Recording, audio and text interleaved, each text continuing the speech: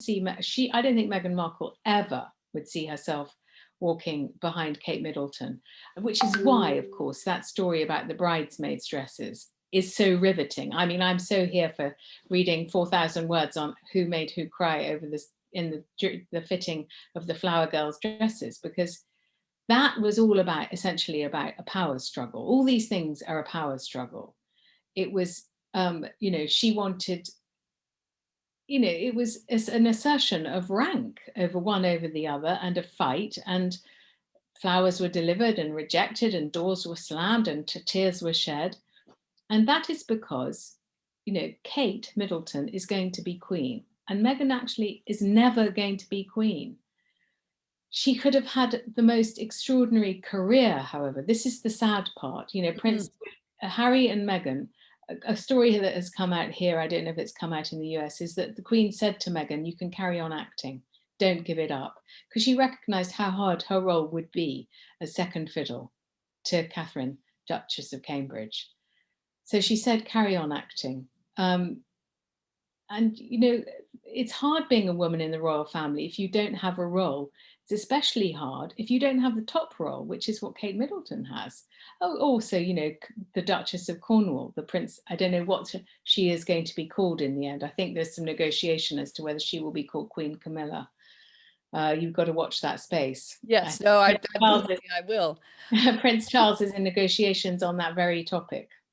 Well, and I think what was so sad is, regardless of what was going on behind the scenes, Harry and Meghan did become superstars, and certainly to outside of England. I mean, here they were just always on the cover of, the celebrity magazines.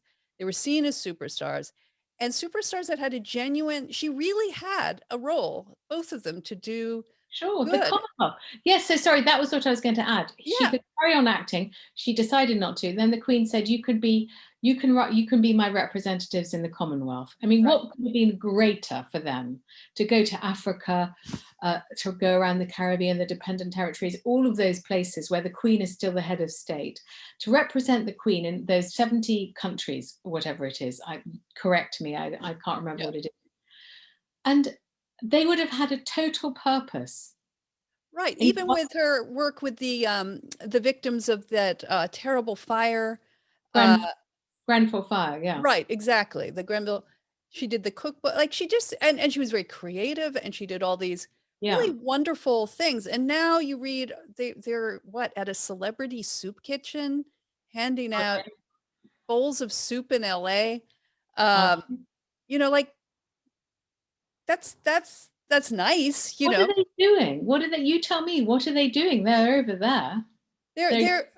It's genuinely not clear. I mean, they've signed these deals, but actually the intel I have on the like the soup kitchen stuff. So they'll occasionally just be photographed, I think, so as to be seen, especially when they're going back and forth as you can be dutiful, you can do service. It just doesn't have to be, for the Queen. And then they'd go be photographed at a soup kitchen. Except that, as I've discovered from my friends in LA, the soup kitchen they were photographed at is where celebrities go to be photographed at soup kitchens. And actually to be able to volunteer at that soup kitchen, there's like the longest wait, It's like the celebrities can queue jump and be photographed. Yes, exactly. And it is like the soup kitchen to be, in that LA way. And, that she sent a lemon cake to some women's shelter and things, but it's nothing on the scale that, that they were doing in England. And also they don't have, and this is where I think the United States is especially brutal. You've got to have money. You've got to have millions upon millions, and these days tens and hundreds of millions, to be a real player in the charity space.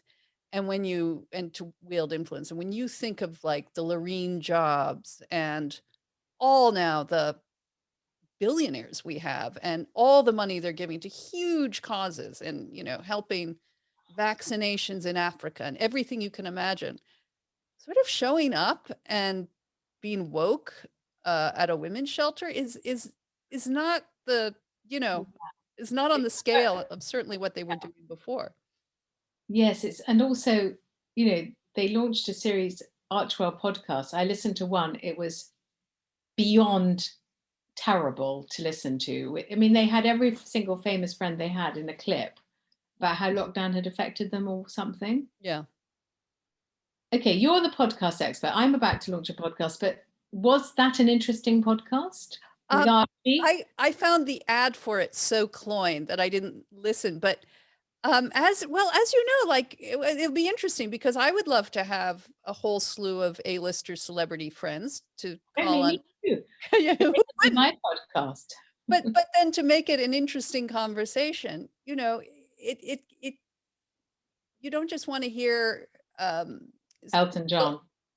talking about their great cause for AIDS. Like really, that's what I mean. Fine, it's worthy, I guess, to talk about it, but it's not what people want to listen to. So I think they've got a lot of smoke and mirrors, but they did give up a real opportunity. Yeah. Leaving behind England.